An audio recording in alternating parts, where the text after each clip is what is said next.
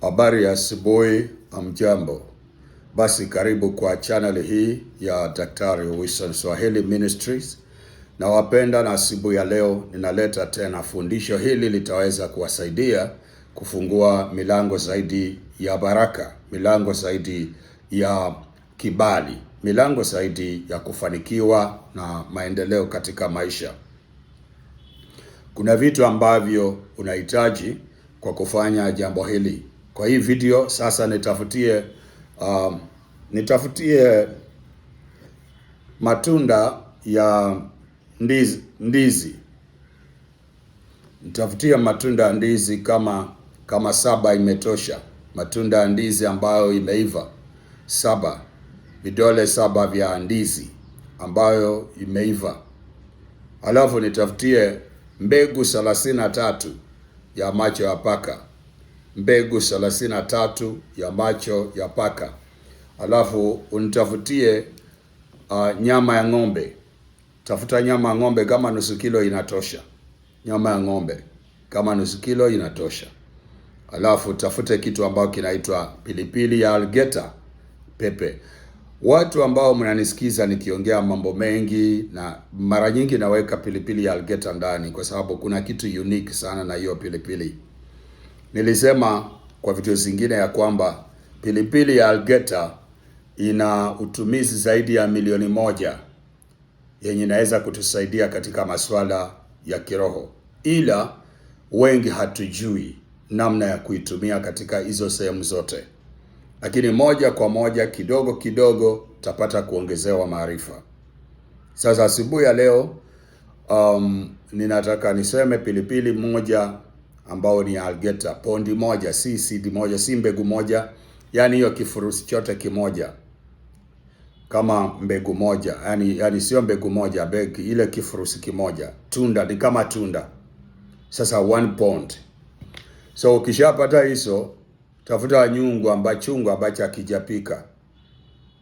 Ni vizuri kutumia chungu cha udongo kwa sababu kina relation fulani na mwanadamu. Cha udongo kina uhusiano fulani na mwanadamu. Ndio maana mara nyingi ninarifaa kutumia kile cha udongo. Sasa unatafuta hichi, alafu uweke hizi vitu zote ndani. Weka kwa moto, pika, uchome mpaka vichomeke, vikuwe vimeungua vyote. Ikishaungua utaweka chini, uache ipoe. Hakikisha umechoma mpaka imeungua yote, imeungua, imekuwa makaa. Sasa uweke chini. Ikipoa, tumia mikono yako kuifanya kama unga, kama powder. Tumia mikono yako kuisiaga mpaka itakuwa kama powder. Ikishakuwa kama powder, basi utachukua hiyo powder ukawanye vipande viwili. Powder moja utaweka kwa kitambaa cheupe, alafu utafunga na uzi mweupe. Kunja vizuri, ufunge na uzi mweupe vizuri. Uombe juu yake. Maombi yenye utaomba maombi yanayoelekea tamanio la moyo wako, ya milango yenye unataka ifunguliwe. Sasa utaomba milango ifunguliwe kuelekea kwa tamanio la moyo wako, sawa sana vile unavyotaka. Unaona katika Marko 11 mstari ule wa 24, lolote mtakalo mnalolitamani nanyi mkiomba, aminini kwamba mmepata, nayo itakuwa yenu. Sasa yale matamanio ya moyo wako kuelekea ni milango gani ungetaka ifunguliwe. Sasa hiyo ndio utaomba. Utaomba hiyo milango. Ukiomba ifunguliwe kibali, utaomba ifunguliwe. Utaomba sawasawa na matamanio ya moyo wako. Unaomba kwa nani? Unaomba Mungu. Watu wanaomba Mungu, hawaombi hizo vitu. Wanaomba Mungu, unamwambia Bwana, na hiyo kitu umeshika kwa mkono. Watu wa Mungu, wacha niwafunulie kitu moja. Watu wengi tukifanya hivi wanafikiria hasa ndio ushirikina huo, ndio urogi huo.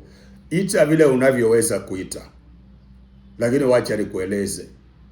Ikiwa jambo unalifanya kwa ukarabatu wa aina hii na una nia nzuri nalo, na Mungu atalitumia kufanya kazi njema katika maisha yako, haimaanishi ni ushirikina. Wewe ita vile unavyotaka kuita. Wakati mnatengeneza, mkienda hospitali, mkitibiwa mashindano, alafu mnadungwa hiyo maji na shindano, alafu unapewa matembe, unameza, unarudi unatulia, unasema niliugua sana na nikaenda hospitali nikatibiwa, Mungu akanipona, Mungu akaniponya. Si hivyo ndio vile huwa mnasema? The same, unachukua tu hiyo alafu unaomba nayo, unatengeneza vile nimekuambia, utaenda kuiweka kwa boma lako mahali, utaiweka kwa boma lako mahali, ama uweke kwa nyumba yako ndani mahali. Sasa ni Mungu tu ndiye atakusaidia. Wajua wale watu waovu, tuseme washirikina, wachawi, wanini, watu wanaoroga wa kufanya maisha ya watu vibaya, hao watu wakitengeneza vitu kama hii, nia yao ndio huwa mbaya. Wakiweka kama kwa boma, kama nini, lengo lao ni kudestroy, kuharibu. Lengo lao ni kuiba, lengo lao ni kuua, lengo lao ni kulete matatizo kwa watu, kulete confusion kwa watu wenye hiyo boma. Lakini ikiwa kitu ambacho umeweka pale cha kusupport, kitu ambacho nakusaidia, unaweka pale kitu ambacho kinang'arisha nyota yako, kinasababisha uende mbele, hiyo ni Mungu ndiye anafanya, lakini amekupa maarifa kwamba vidaa hivi vinaweza kukusaidia kufanya hivi. Kuna vitu mtangoja sana Mungu atoke mbinguni kufanya, hatafanya mpaka utumie vitu vinavyoonekana hapa ndio Mungu afanye. Yuko mtu mmoja alikuwa analia sana, anataka ako mahali pa hatari, anataka, anamwamini Mungu, analia ako mahali pa hatari karibu na ufuoni. Mvua inakuja, mawimbi inakuja, ile kitu, upepo mkubwa na bahari imebeba ile wingu nzito, na ile kitu inaitwa storm imerise kabisa inakuja. Lakini jamaa analia, asema Mungu nisaidie, niokoe, nisaidie, naomba. Mtu mmoja akaja na gari, akamwambia ingia twenda, akakataa, akasema namwamini Mungu ataniokoa. Mimi nisiwezi kutumia vitu vinavyoonekana, namwamini supernatural God who come and help me. Mtu mwingine akatokea na boti, akamwambia ingia. Huyo jamaa akakataa, akasema siwezi kutumia vitu vinavyoonekana, Mungu peke yake ametosha, atanisaidia, ninaomba Mungu. Mtu mmoja akashuka na helikopta, akamwambia ingia ili twende. Huyo jamaa akakataa, akasema tumehubiriwa, tukaambiwa siwezi kutumia vitu vinavyoonekana. Katika masuala ya Mungu ninapoomba, maombi imetosha, situmii chochote. Simwamini Mungu kutuokoa na vitu vingine, siongezi kitu. Mungu ana nguvu, siwezi kutumia vitu vinavyoonekana wala kuamini mwanadamu anayeonekana ili niweze kuokolewa. Basi ile wimbi, ile storm ikakuja, ikamkamata, ikampiga na akakufa.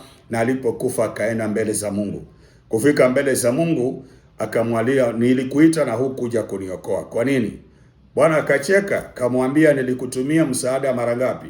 Mara 3. Nilikutumia msaada mara 3. Uliponiomba tu nilikutumia msaada. Nikaona hukuelewa, nikatuma wa pili. Nikaona hukuamini, nikatuma wa 3. Sasa mimi hutumanga mara 3. Nikisha tuma mara 3 siwezi kutuma tena. Sasa ndio maana, lakini uliniita na mimi nilitika nikakuja. Lakini ulikataa kuingia kwa sababu hukunielewa. Sasa kuna watu ukiwaambia vitu vya kufanya hivi wanasema Yesu ametosha. Yesu hasaidiwi na chumvi. Yesu hasaidiwi na maji. Yesu pekee. Yesu sijui nini. Angalia hiyo mfano nimekupa. Angalia hiyo mfano nimekupa. Utaelewa kwamba Taya anasema nini na ni mhubiri. Utaelewa Taya kwa nini anafundishanga hivi na ni mhubiri kabisa wa huyo Yesu. Na hubiri Yesu kwa moyo wote, si mchezo. Lakini amuelewa kiupana na maarifa yake na mysteries ambazo ziko ndani ya ufalme katika masuala ya kiroho. Sasa unaona hiyo mfano nimekupa. Jamaa anasema mimi namwamini Mungu, siwezi kufanya nini? Siwezi kabisa kutumia mtu mwingine. Maombi imetosha, Mungu atashuka kuniokoa. Ndege kaja, helikopta, akakataa. Akasema anangoja Mungu, hawezi kuongeza. Mungu hatumii kitu kingine. Yeye tu ndiye atakuja. Petro akiwa na maarifa kama haya na kutoelewa sana mambo haya ya rohoni, katika Matendo ya Mitume 10 alikuwa anaota ndoto katika nyumba ya mtu mmoja anaitwa Simon de Tana. Basi akaona shiti nyeupe inatoka mbinguni na wanyama wachafu. Akaambiwa na sauti, amka uchinje ule. Akakataa. Akasema kulingana na sheria na desturi ya Wayahudi na sheria ambayo tumepewa sisi, hatuwezi kula vitu vichafu. Akakataa, ikaenda mara mbili, mara ya tatu sauti ikamuonya ikasema, usiviite vitu ambavyo Mungu ametakasa vichafu. Inakuonyesha nini? Unaweza shikilia maandiko yanasema, wahubiri wamesema, mimi siwezi kwenda kwingine, Yesu ametosha, Yesu ametosha. Na hiyo kitu inakuambia ndio maombi yako imefika, Bwana akamtuma lete tayo hapa atakayefungua kutumia hii ili huyu mtu aweze kupona. Nimekuja kama msaada, nipokee. Nairobi ninaingia. Wale mko Nairobi sasa mjitayarishe. Ninakuja hapo Nairobi, nitakuwa hapo Nairobi kuanzia wiki hii inakuja. Nitakuwa hapo Nairobi. So mtakuja, mnataka kunipata, wale mnafunganga safari, mnatoka mbali, mnakuja mpaka mbali kuja Nairobi sasa. Wale mnatoka Nairobi wengi kuja hapo, niko hapo. Tanipata hapo. Nikusaidie. Mungu ni mwaminifu, funguka akili. Ukishafanya hivi, ile ya pili utaweka kwa kitu chombo, container, alafu utaombea pia.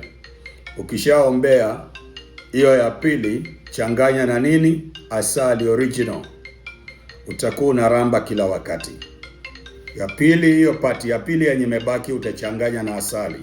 Utakuwa unaramba kila wakati. Lakini ile ingine ni ya kuweka pale mahali. Wale watu wanaowekanga vitu kama hiyo wakichimba wanasema ni irizi. Ndiyo, ni irizi ya uzuri. Vile utaiita ni sawa, lakini nimekuambia kusudi la wewe kuweka pale. Wewe ndio unataka milango ifunguke, wewe unataka mambo mazuri ya kufanyikia. Mambo mazuri kama anikufanyikia, usiogope. Wala huna lengo mbaya ya kuumiza mtu, lengo mbaya ya kuiba hatima ya mtu ama kuharibu maisha ya watu. Wewe una lengo tu mambo ya kuendea vizuri, na ndivyo unavyo. Usipotafuta vile Mungu atakusaidia, basi itakuwa ni ngumu sana. Asante, na wacha Mungu wa mbinguni aliyemtuma Yesu akubariki wewe unayemwamini. Thank you so much.